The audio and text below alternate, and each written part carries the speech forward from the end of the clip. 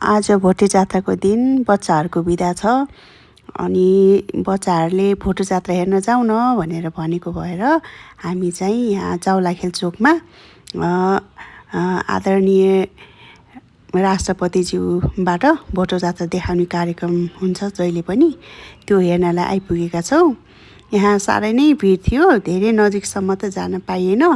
त्यहाँ नजिकै मेला लागेको थियो, त्यही आएका छौँ हामी अहिले।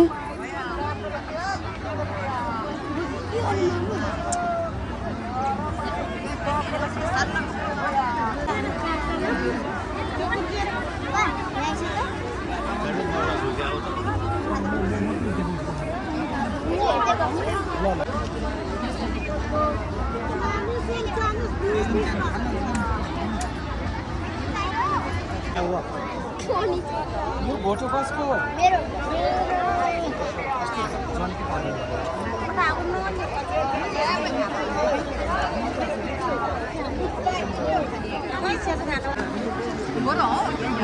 सबैले छोपेर